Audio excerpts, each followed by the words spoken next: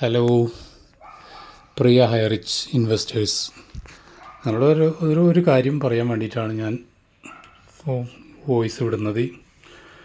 പിന്നെ ഹൈറിച്ചിൻ്റെ MD Prathapan sir arrest ആയതിനു ശേഷം എനിക്കൊരു മൂന്നാൾക്കാർ എന്നെ വിളിച്ചിരുന്നു. മുമ്പ് വിളിച്ചിരുന്ന ആളുകൾ തന്നെയാണ്. ഒന്ന് ഇടയ്ക്കിടയ്ക്ക് എന്നെ വിളിക്കുന്നത് തന്നെയാണ്. ഈ വിഷയമായിട്ട് ആൾ 2-3 പ്രാവശ്യം എന്നെ വിളിച്ചിട്ടുണ്ട്. അപ്പോൾ ആദ്യം വിളിച്ചിരുന്ന വ്യത്യസ്തമായിട്ട് തന്നെ ആ ഒരു സംസാരക ശൈലിയൊക്കെ മാറി. ഇനി പ്രതീക്ഷയില്ല എന്നുള്ള രീതിയിലാണ് സംസാരിച്ചത്. പക്ഷേ എൻ്റെ അടുത്ത് പരിഹാരമാർഗം പറഞ്ഞു കൊടുക്കാനൊന്നുമില്ല. നമ്മുടെ അടുത്ത് പരിഹാരമാർഗം കൊടുക്കാൻ വേണ്ടി ഒരു ഗ്രൂപ്പൊക്കെ ഉണ്ടാക്കിയിരുന്നു. അപ്പോൾ അതിനൊക്കെ പിന്നെ തെറി പറഞ്ഞുകൊണ്ട് നടക്കുന്ന ആൾക്കാരോട് പിന്നെ നമുക്ക് എന്ത് പറഞ്ഞു കൊടുക്കാനാണ്. അപ്പോൾ എനിക്കിപ്പോൾ തോന്നുന്നത് ഈ മൂന്നാളെ സംസാരത്തിൽ മനസ്സിലാക്കിയത് കുറച്ച് ആളുകൾക്ക് ഇത് അയ്യടാ പറ്റിപ്പോയത് തന്നെയാണ് എന്ന് തോന്നി തുടങ്ങിയിട്ടുണ്ടെന്നാണ് എനിക്ക് മനസ്സിലാവുന്നത്. നമ്മൾ പിന്നെ ഒക്ടോബർ മാസം ഞാൻ ഹൈറിച്ചിൽ ജോയിൻ ചെയ്ത ആളാണ്. അതിനുശേഷം നവംബർ മാസത്തിൽ തന്നെ എനിക്ക് ഇതിനെക്കുറിച്ച് മനസ്സിലാക്കാനും ഹൈറിച്ചിൻ്റെ ഓഫീസിൽ പോയിട്ട് കാര്യങ്ങളൊക്കെ കണ്ട് വിലയിരുത്താനും അതോടുകൂടി തന്നെ ഇത് മുന്നോട്ട് പോകുന്നൊരു കേസല്ല എന്ന് ഞാൻ എൻ്റെ കൂടുതലുള്ള ആൾക്കാരോട് തുറന്നു പറഞ്ഞതാണ്. എൻ്റെ വോയിസ് കേൾക്കുന്നവരിൽ അവരും ഉണ്ടാവും. പിന്നെ ഹൈറിച്ചിൻ്റെ MD പ്രതാപൻ അറസ്റ്റ് ആയ ഉടനെ ഞാൻ ഗ്രൂപ്പിൽ വോയിസ് ഇട്ടിട്ടുണ്ട്. ഹൈറിച്ചിൻ്റെ ഗ്രൂപ്പിൽ തന്നെ ഇത് അപകടത്തിൽ ചെന്ന് പെട്ടിരിക്കുന്നു, അതുകൊണ്ട് നിങ്ങൾ സൈലൻ്റ് ആയിരിക്കുന്നുണ്ട് കാര്യമില്ല, സംസാരിച്ചോളൂ. നിങ്ങൾ ഓരോരുത്തർക്ക് വേണ്ടപ്പെട്ടവരാണ്. നിങ്ങളുടെയൊക്കെ 10,000-ങ്ങളും ലക്ഷങ്ങളുമാണ് അവിടെ തൃശ്ശൂർ ഓഫീസിലെത്തിയിട്ടുള്ളത്. അത് നഷ്ടപ്പെടാതിരിക്കാനുള്ള വഴി വേഗം നോക്കിക്കോളൂ എന്ന് പറഞ്ഞു. നെഗറ്റീവാണ് പറയുന്നത് എന്ന് പറഞ്ഞതുകൊണ്ട് തന്നെ എന്നെ ഗ്രൂപ്പിൽ നിന്ന് പുറത്താക്കാനുണ്ടായത്. അതവിടെ നിന്നോട്ടെ. ഇപ്പോൾ നമുക്ക് പല ആളുകളുടെയും കരച്ചിലുകൾ, വിഷമങ്ങൾ, വേദനകൾ, പേടികൾ, ജീവിതത്തിൽ മുന്നോട്ടെങ്ങനെ പോകുന്നുള്ള പേടികളൊക്കെ നമ്മളിങ്ങനെ യൂട്യൂബ് വീഡിയോസിലും അതുപോലെ ചില വീഡിയോസിൻ്റെ കമൻറ്റ് ബോക്സിലൊക്കെ ധാരാളം കാണുന്നുണ്ട്. സത്യം പറഞ്ഞാൽ എന്നെ സംബന്ധിച്ചോളം അതൊക്കെ വലിയ വിഷമമുള്ള കാര്യമാണ്. കാരണം നമ്മൾ അവരെ സ്ഥാനത്ത് നിന്ന് ചിന്തിക്കുമ്പോഴാണ് അതിൻ്റെ വിഷമം എത്രത്തോളം ക്രൂരമായാണ് അവർ ചതിക്കപ്പെട്ടിരിക്കുന്നത് എന്നുള്ളത് നമുക്ക് മനസ്സിലാവുന്നത്. അവരെ വേദന എത്രത്തോളമാണ്. അവരെ ഒരിക്കലും നമുക്ക് കളിയാക്കാനോ അവരെ കുറ്റപ്പെടുത്താനോ ഒന്നും കഴിയില്ല. കാരണം തൊട്ടടുത്തുള്ള വീട്ടിലുള്ള ആൾ ഹൈറിച്ചിൽ നിന്ന് കിട്ടുന്ന മാസം കിട്ടുന്ന വരുമാനം കൊണ്ട് നിത്യച്ചെലവുകൾ കഴിഞ്ഞു പോകുന്നത് 2-3-4 മാസങ്ങളായി തുടർച്ചയായിട്ട് കാണുമ്പോൾ എനിക്കും അങ്ങനെ ഒരു വരുമാനം ഉണ്ടായിരുന്നെങ്കിൽ എന്നാഗ്രഹിക്കാത്തവരാരുമില്ല. ആരായാലും ആഗ്രഹിച്ചു പോവും. അവിടെ ശരിയും തെറ്റും ചിന്തിക്കാനോ അതല്ലെങ്കിൽ ഇതിൻ്റെ ലീഗാലിറ്റി പരിശോധിക്കാനൊന്നും നാട്ടിലെ സാധാരണക്കാരായ ആളുകൾ പോവില്ല എന്നുള്ള വാസ്തവമാണ്. ആ ഒരു ആഗ്രഹം ഉള്ള ഇരിപ്പ് തന്നെ അവർ സപ്പോർട്ടായിട്ട് പറയും, നീ ചേർന്നോ എനിക്കിത്രയും കിട്ടുന്നില്ലേ. സത്യമാണ് അവർ പറയുന്നത്. അവർ കിട്ടുന്നുണ്ട്, ഇവർക്കും കിട്ടിക്കോട്ടെ എന്നുള്ള ആഗ്രഹം അവരുടെ മനസ്സിലുണ്ട്.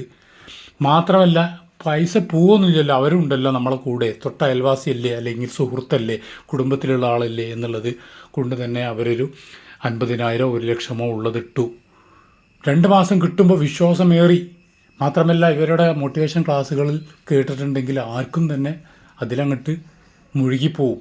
അപ്പോൾ പിന്നെ 1 ലക്ഷം ഇട്ടപ്പോൾ എനിക്ക് ഒരു മാസം 4,000-4,500 കിട്ടുന്നുണ്ടെങ്കിൽ ഒരു 2-3 ലക്ഷവും കിട്ടുന്നുണ്ടെങ്കിൽ എനിക്ക് സുഖമായിട്ട് ജീവിച്ചൂടെ, എല്ലാ ചിലവിനുള്ള വകയാവുമല്ലോ എന്ന് വിചാരിച്ച് കയ്യിലുള്ള സ്വർണം വിറ്റിട്ടും അതല്ലെങ്കിൽ വേറെ എന്തെങ്കിലും നീക്കിരിപ്പുണ്ടെങ്കിൽ അതും അല്ലെങ്കിൽ ഭൂമി പണയം വെച്ചിട്ടുമൊക്കെ ഈ കാശ് കൊണ്ടിട്ട ആൾക്കാരാണ്.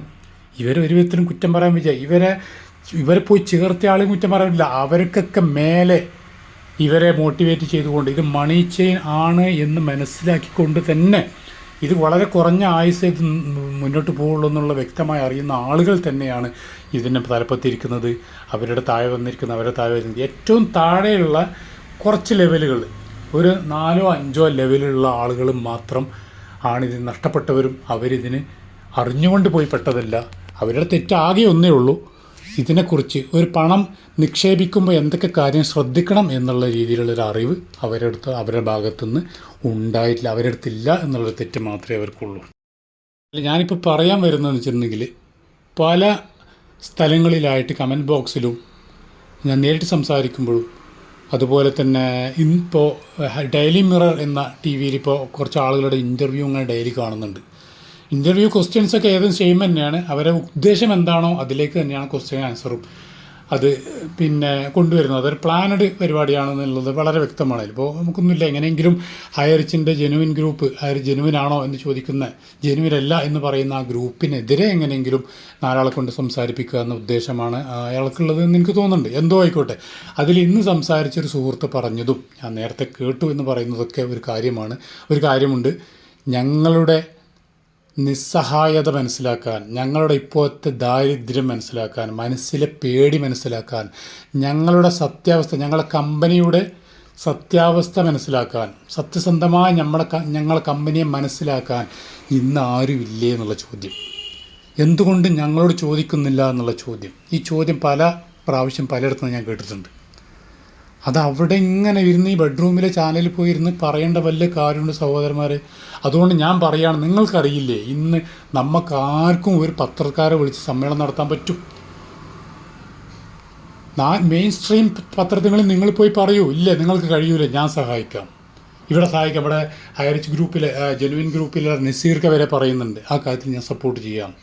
അവരെ നമ്മൾ വെറുതെ ഇങ്ങനെ കണ്ണടച്ച് തെറി പറഞ്ഞിട്ട് കാര്യമില്ല.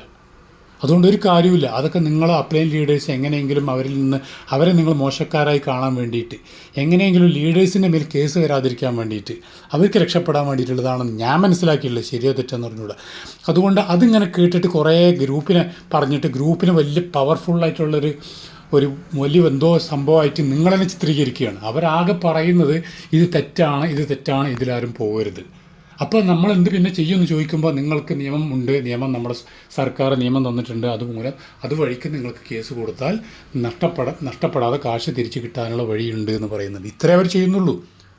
അങ്ങനെ ഒരാൾ പറഞ്ഞാൽ ഏതെങ്കിലും കമ്പനി പൂട്ടി പോവോ? അപ്പോൾ നമ്മളെല്ലാവരും കൂടി, അല്ലെങ്കിൽ നിങ്ങളെല്ലാവരും കൂടി പറയാം അവരാണ് ശത്രുക്കൾ, അവർ കൊട്ടേഷൻ എടുത്തതാണ്, അവർ പൊളിക്കാൻ നോക്കുകയാണെന്ന് പറയുന്നത് വെറുതെ നമ്മളങ്ങനെ പറയാമെന്നല്ല, അതുകൊണ്ടൊരു പ്രയോജനമില്ല. അപ്പോൾ ഇവിടെ ഈ സഹോദരങ്ങൾ മുറവിളി കൂട്ടുന്നത് പോലെ എന്തുകൊണ്ട് പത്രക്കാരെ വിളിച്ച് സംസാരിച്ചുകൂടാ? നിങ്ങളുടെ കമ്പനി സത്യസന്ധമാണ്, ഹയറിച്ച് എന്ന കമ്പനിയുടെ ബിസിനസ് എന്താണെന്നുള്ള കാര്യങ്ങളും എല്ലാം നിങ്ങൾക്ക് ഓപ്പൺ സംസാരിക്കാനുള്ള അവസരം ഇവിടെ ഉണ്ട്. ഏഷ്യാനെറ്റ്, മാതൃഭൂമി, മനോരമ പോലത്തെ മെയിൻ സ്ട്രീം ചാനലുകളെ നിങ്ങൾ വിളിച്ചു വരുത്തിയാൽ അവർ വരും. അവരുടെ മുമ്പിൽ നിങ്ങൾക്ക് നിങ്ങളുടെ കാര്യങ്ങൾ പറയാം. അവരിവിടെ ചോദ്യങ്ങളുണ്ടാവും, നിങ്ങളുടെ കമ്പനിയെക്കുറിച്ച്, നിങ്ങളുടെ ബിസിനസ് മോഡലിനെക്കുറിച്ച്, നിങ്ങൾക്ക് കമ്പനി കിട്ടുന്ന ലാഭങ്ങളെക്കുറിച്ച്, നിങ്ങൾ വീതിച്ചു കൊടുക്കുന്ന പൂളിംഗത്തിനെ കുറിച്ച് ചോദിക്കും. അതൊക്കെ നിങ്ങൾക്ക് വിശദീകരിച്ച് പറയാനുള്ള അവസരമാണത്. കേരള ജനത നിങ്ങളുടെ നിസ്സഹായതയും നിരപരാധിയായ ഒരു കമ്പനിയും, നിങ്ങൾ പറയുന്നത് പോലെ കേരളത്തിൻ്റെ മാത്രമല്ല, ഇന്ത്യയുടെ മാത്രമല്ല, ലോകത്തിന് തന്നെ സമ്പദ്ഘടന മാറ്റിമറിക്കുന്ന, ദാരിദ്ര്യത്തെ ഇല്ലായ്മ ചെയ്യുന്ന ഒരു കമ്പനിയെക്കുറിച്ച് നിങ്ങൾ പറയണം. നിങ്ങളെന്താ മിണ്ടാതിരിക്കുന്നത്? ഞാനതാ ചോദിക്കുന്നത്. നിങ്ങൾ ഈ റൂമിലിരുത്തും ഈ മുറവിളി കൂട്ടിയിട്ട് എന്താ കാര്യം? പുറത്തിറങ്ങ്. ഇത് പണ്ട് 50 കൊല്ലം ബാക്കിലൊന്നല്ല. ഇപ്പോൾ നമ്മൾ ഇവിടെ ടെക്നോളജിയൊക്കെ എത്രത്തോളം വികസിച്ച് ഇവിടെ എല്ലാ സംഭവങ്ങളും ഉണ്ട്. അതുകൊണ്ട് നിങ്ങളൊരൊറ്റ മെസ്സേജ് കൊടുത്താൽ മതി, പത്രക്കാർ വരൂലേ, നിങ്ങൾ അവിടെ പോയിരിക്കും, നിങ്ങൾ സംസാരിക്കുക, ഡോക്യുമെൻ്റ് കൊണ്ടുപോകുമോ, ഞങ്ങൾ കമ്പനി ലീഗലാണ്, ഇതാ ഡോക്യുമെൻ്റ് കാണിച്ചു കൊടുക്കുക. അതോടുകൂടി ഈ ഗ്രൂപ്പിൻ്റെ പണി തീരൂലേ? നിങ്ങളവിടെ സമർപ്പിക്കണം, ഇതാണ് ഞങ്ങളുടെ കമ്പനി, ഇതിലെന്തെങ്കിലും തെറ്റുണ്ടെങ്കിൽ ഞങ്ങൾ അത് തിരുത്താൻ തയ്യാറാണ്, അല്ലെങ്കിൽ ഞങ്ങൾ ശിക്ഷ ഏറ്റുവാങ്ങാൻ തയ്യാറാണെന്നുള്ള അപ്ലൈൻ ലീഡേഴ്സ് പറയട്ടെ, അല്ലെങ്കിൽ നിങ്ങൾ MD പറയട്ടെ, MD ആത്തായി ഭാര്യ പറയട്ടെ, ശ്രീന. അതോടുകൂടി തീർന്നില്ല. നിങ്ങൾ എന്തിനാണ് പിന്നെയും അടിച്ചു നിൽക്കുന്നത്? ഇതിനുള്ളൊരു ഉത്തരം നിങ്ങൾ ആരെങ്കിലും തരി, ഇല്ലെങ്കിൽ നിങ്ങൾ പോയിട്ട് വാർത്താ സമ്മേളനം നടത്തി. ഇത് പണ്ടേ പറയുന്നതാണ്. അപ്പം ഇങ്ങനെ നമ്മൾ സ്വയമായിട്ട് ഞാൻ ഒന്നിനും കൊള്ളാത്തവനാണെന്ന് ഇങ്ങനെ വിളിച്ച് പറയലല്ല ചെയ്യേണ്ടത്. ഞങ്ങളെ കൊണ്ട് പലതും ചെയ്യാൻ കഴിയും, രംഗത്തിറങ്ങ്, എന്നിട്ട് കാണിച്ചു കൊടുക്കുക. അപ്പോൾ ഗ്രൂപ്പ് പൂട്ടിക്കാനും നിങ്ങളെ കൊണ്ട് കഴിയും, കേസ് ജയിക്കാനും നിങ്ങളെ കൊണ്ട് കഴിയും, നിങ്ങളെ കമ്പനി മുന്നോട്ട് പോവും. നിങ്ങൾ പറഞ്ഞ പോലെ ഇന്ത്യ രാജ്യത്തല്ല, ലോകം തന്നെ മൊത്തം തന്നെ നിങ്ങളെ കൊണ്ട് മാറ്റിമറിക്കാനും കഴിയും.